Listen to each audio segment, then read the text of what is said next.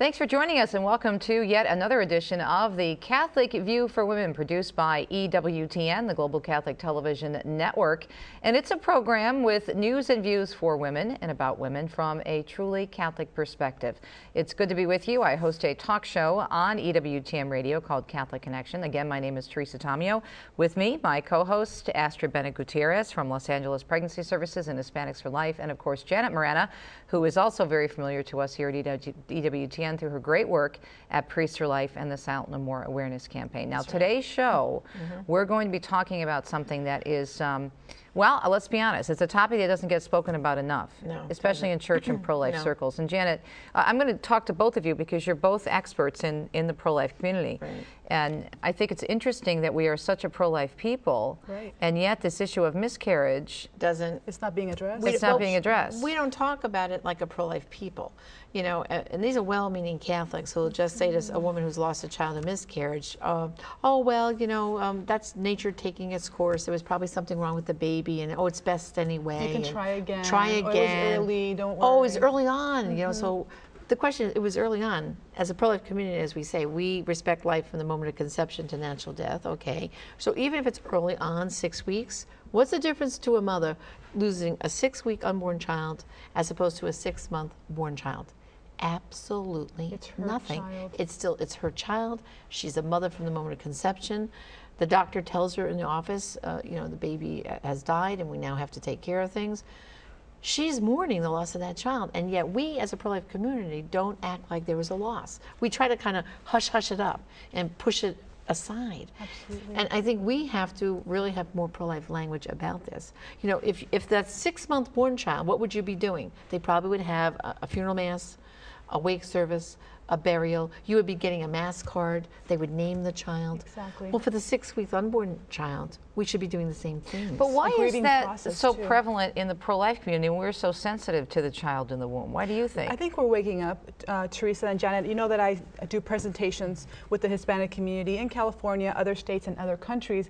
And it's interesting, when I present on abortion and contraception and the evils of these two things, women will come up to me afterwards with tears and sorrow because they had a miscarriage. And for the first time, are they seeing that their baby has been humanized by the explanation of fetal development, and that it had a soul, and that it was a baby. And so they're coming up to me to say that they never had a chance to grieve, that it was dismissed, that they ended up at an abortion clinic after their miscarriage. And all these things, I think, as a church, as a pro-life community, we have to address, we have to recognize that there is a grieving process that can be in many ways similar to what post-abortive women are going through, because there is a loss of a child. Is it because abortion is such a huge issue and it affects so many areas? It's like this giant octopus with, you know, all these connections and tentacles sucking the life out of our community with a million abortions a year. So is it because the abortion issue is so big that miscarriage? Well, because by abortion, we've dehumanized the child. We've dehumanized the unborn child. And even if you can say, well, I am pro-life, the onslaught of the dehumanizing of the child is so intense that you just kind of want to push it on. And I also think people are uncomfortable.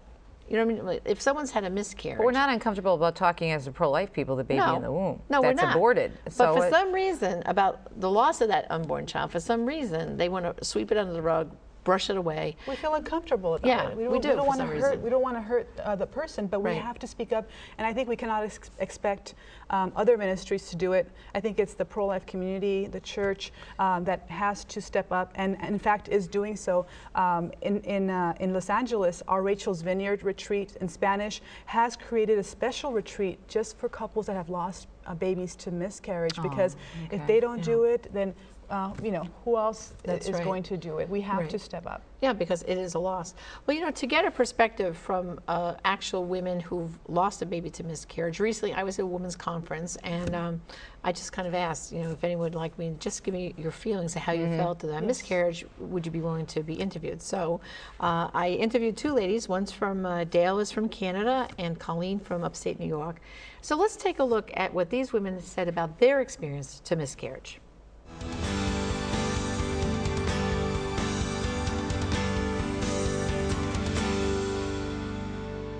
I had a miscarriage, my 4th pregnancy, And actually, it happened so quickly that I was in the doctor's office, and he said that I needed to have surgery right away to take care of this problem that the baby was stuck in my tube.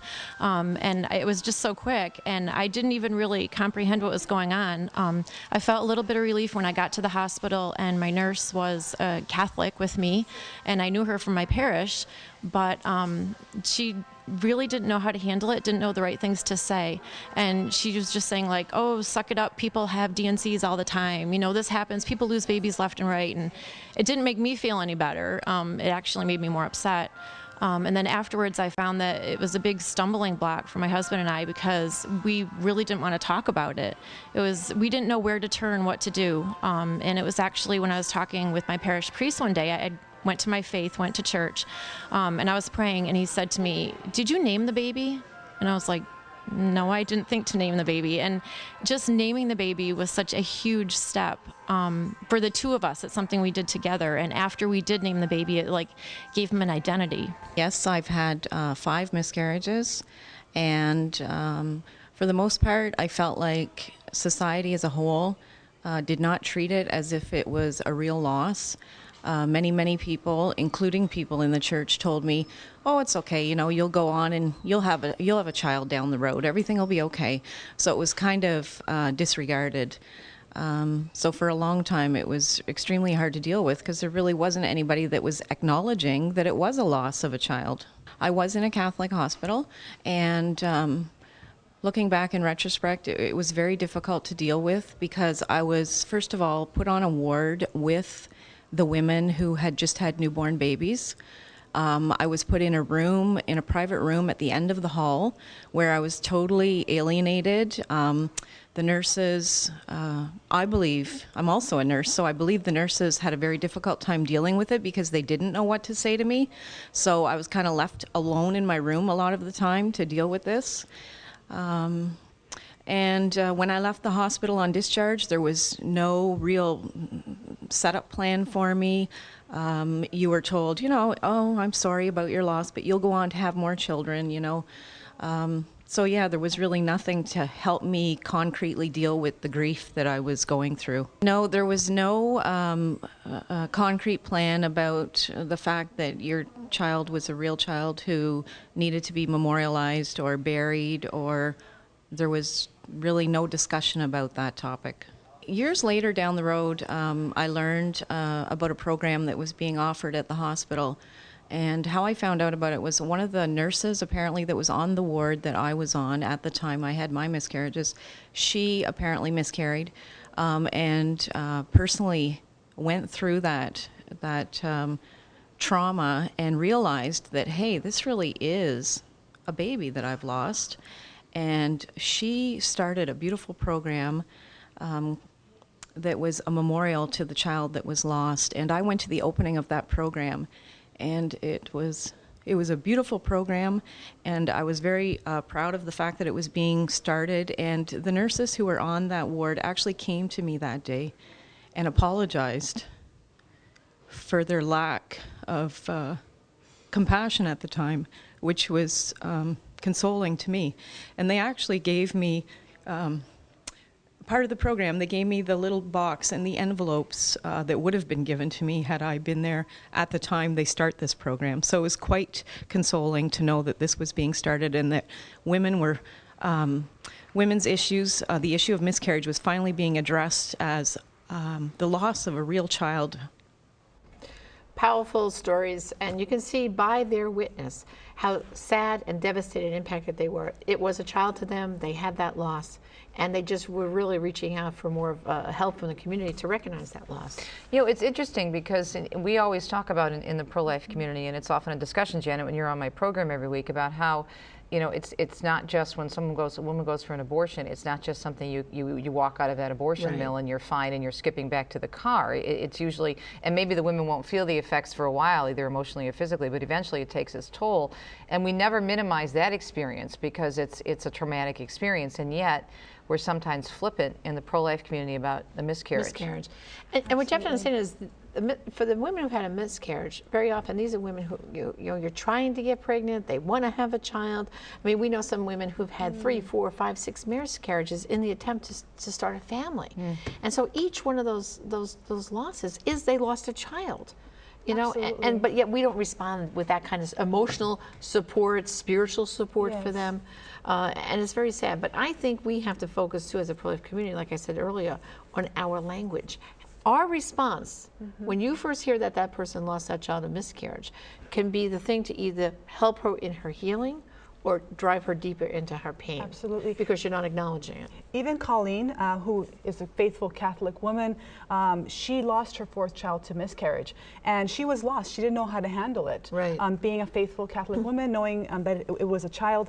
Thank God for her priest at her parish who acknowledged the humanity of her baby. And then, you know, he did a whole memorial service for the baby. He suggested to name the child. Name the child. But how many priests, God love them, because they're so busy and torn in so many different directions, have that proper, that ability or that training that where they can do that. Right. You know, that's a, you know, they're pulled. That's why it's important for us to step up to the plate again as a, you know, part of the pro-life community. Help them, encourage them, and also with our pro-life retreats, we can find a way to address the humanity of these children and the loss of these parents, because they are children that have been lost, and they have siblings, and it is a generation that is lost, even if it's not an abortion. It's part of the work that we're doing to build a culture of life. Yeah. Well, I think most parishes, you know, have a berebment group. And I think this is a challenge to those groups to say. That's an interesting point. You know, I never thought of that. They need to bring this in as another, because most people think of the bereavement group as saying, oh, you lost a spouse, or a born child, or a grandparent, or a parent.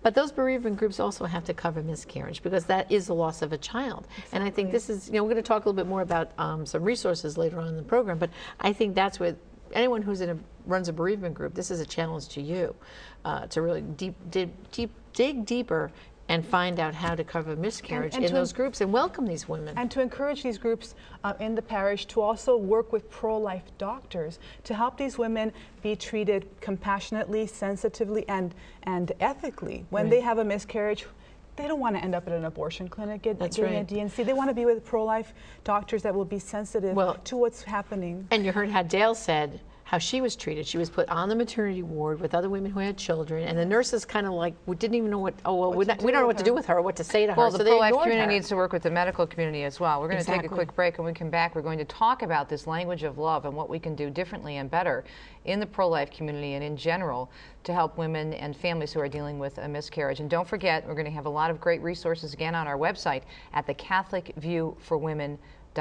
I'm Teresa Tomeo, along with Astrid Bennett-Gutierrez and Janet Miranda, the co-hosts of The Catholic View for Women. Stay tuned. We'll be right back to wrap up our discussion regarding miscarriage and the language of love.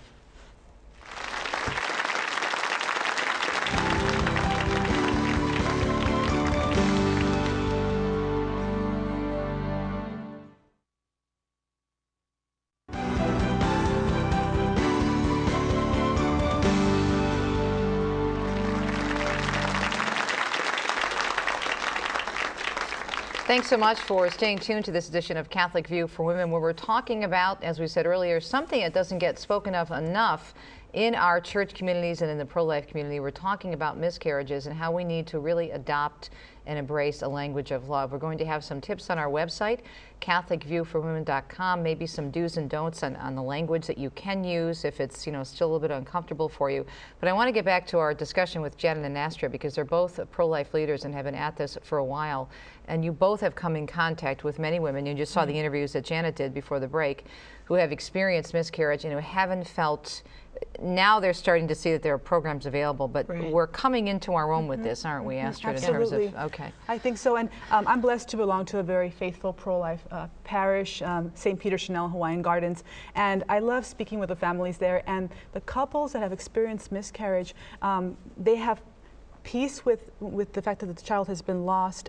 They love that child, and when you ask them how many children do you have, they say, I have 5 children and one in heaven. And they say it with a smile because there's love there, and that should be encouraged in every parish, and that should be spoken of during the homilies, because it is a reality for many couples. Well, and that comes down to, like we said earlier, naming of the child. Yes. You know, but there's a wonderful couple that I've gotten to know through our pro-life ministry, and they've out of their loss, their name is Sean and Canberra Malone, and because they've suffered 2 miscarriages, and they found there was just nothing in in their area, and along with their parish priest, they started a program called Back in His Arms Again Ministry. Beautiful. And it's a wonderful ministry. They have a website which we'll cite later.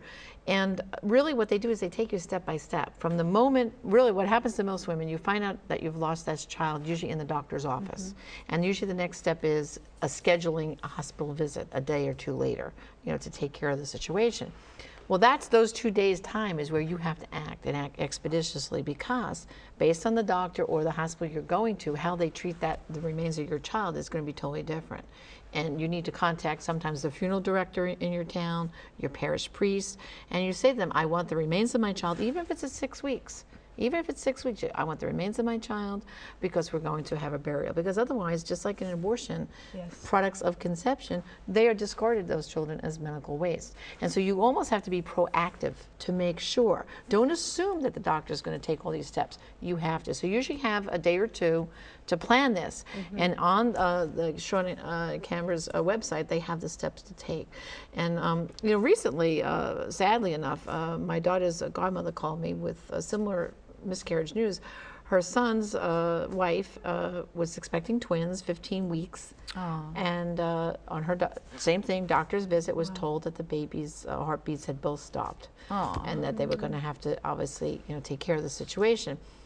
Well, again, they had a 2-day window because he was scheduling them for 2 days later, and my friend called me immediately and said, okay, Janet, you're the pro-life expert here. What can we do? Right. They want to have a burial. They want to take. So I walked them through. I had a local funeral director on Staten Island. This was on Staten Island, and I got in touch with him. And they have a beautiful place in the cemetery, Resurrection Cemetery in Staten Island, where they have the cemetery of the unborn for miscarried children. And we made all the arrangements and acted expeditiously. The doctor was fine, and the experts were there and ready once they delivered the babies, and and they actually, the priest was there and they blessed them, and then the funeral director took the children, and they gave her a day or 2 recuperating from the procedure, and then they had a beautiful funeral service and burial at the cemetery. What do you do if you don't know what to say to a friend, and that friend had a miscarriage, and you could tell it's affecting her, but you don't want to hurt her feelings and say maybe you need to go talk to someone? How would you, I mean, in the language of love, maybe we can come up with some tips for that too, because I would think that would be important to lead someone to the right place if they need that assistance. Well, I think first you have to just identify, even when they say, what do you say to a woman who's had an abortion, I think you have to acknowledge the fact that they've had a loss, and that you have a level of understanding to that. So I would first express my condolences. Like we were saying earlier, the humanity of that child, and I'm so sorry. How are you feeling? How are you doing? Ask concern for her. And usually most women who, if they are being troubled, they're going to open up to you, because you're first giving a positive response. You're recognizing, you're just asking, how are you feeling? Their feelings. I mean, just think about, how are you feeling? Think about all the people you've known who have miscarriages. Has anyone asked that person? No, they do that defensive stuff like, you'll be fine. You'll be fine. Don't worry about it. Don't worry about it. Kids. Try later. Yeah. So now, if she's feeling horrible, is she going to open up to you? No. But if you say to her, I'm sorry for your loss, do you need anything? Can I do anything for you? How are you feeling? Those are all affirming her feelings, and I think at that point she would probably open up to you. And letting her share. Exactly. And acknowledging her sorrow, and not trying to give an opinion. And something that I've heard also it's very disturbing is the accusing as well. When somebody says they lost a child, sometimes it happens in the Hispanic community is, well, what were you doing? Were you lifting heavy things? Were you not taking care of yourself? So women carry this guilt sometimes that they were responsible for the death of their child, which is a horrible thing for them to go through, but I think that they do have have to speak about it. So when they know we're in the pro-life community, I think they naturally gravitate towards us to share, because they know that we work defending the unborn, and so they know that we understand that it's a baby, and in the very least we should listen to them. Right. How do you handle that in the Rachel's in the retreats though? Because I would imagine you know, they may feel somewhat overwhelmed or not quite as, I don't want to say important, but not taken as seriously, because, as you said, the guilt from an abortion is different. Is different than the feelings you have from a miscarriage. Well, when the so how do you handle that? Well, in that context, first of all, they wouldn't sign up a woman who's lost a miscarriage with women who've had an abortion. Like Astrid said, that's usually what they'll do, is they'll take that same model of the scriptural exercises and the things which will work in that, taking you through the grief and the bereavement, but you would have to have a separate retreat just for women of miscarriage, because it's a totally different thing. There's feelings there, because the women who've lost a miscarriage, they're going to look at the women who had abortion, and they're going to say, well, listen, we wanted our baby, you didn't. So there's this, like, you know, they just kind of tension that they really wouldn't work well to work through the process, the grief process. It's different nature. So we wouldn't mix the two groups. They would be separate retreats, but the process would still work. Are they doing more of these types of Rachel's Vineyard retreats in terms of the miscarriages? I think it's beginning to open up more, you know, just like I can remember the idea of people feeling the loss of children from contraception. Now, I had that experience myself personally on a Rachel's Vineyard retreat a number of years ago, and when I kind of opened up about it, it was like a pioneer, because I opened it up, a can of worms, so to speak.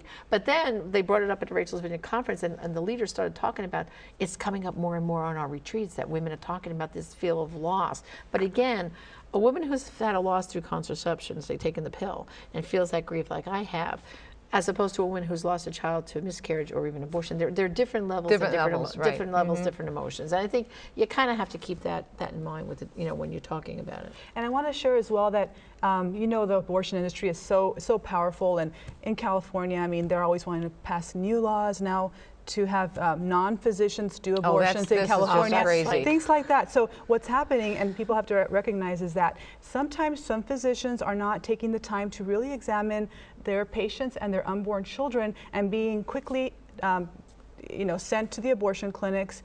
We really recommend that women get a second opinion from a pro-life doctor when they're giving an adverse diagnosis, because we have found a lot of Hispanic women that are some of the most vulnerable people, given a diagnosis that the baby is going to die or is dead, and then they're taken to one of our pro-life doctors, and they find out the baby's just fine. There was nothing going on, and the pro-life doctor is able to save the child. Wow. So now we're seeing how the abortion industry really is attacking every single person.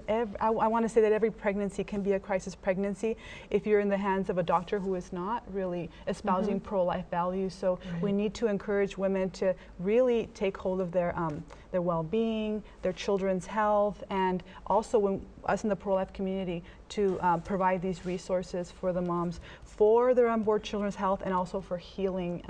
It's going to be more and more an issue, I think. To find a pro-life doctor, you know, that is just so important for all women. You understand? I mean, I don't care if you're of childbearing age or not. I mean, you have to have someone who's on the page with you. That's right. We were just talking to some of our women friends here at EWTN who've told me time and time again about the pressure they're under when they go in to see their doctor, and automatically it's always about the pill. Push the pill for everything. You know, it's ridiculous. Yeah.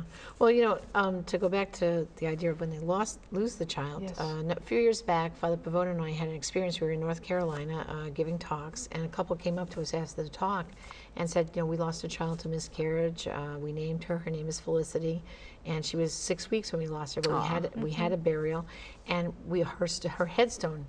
We ordered one. It had just come in, and we want to have a blessing. We would be so privileged if you could come and do the blessing of the headstone.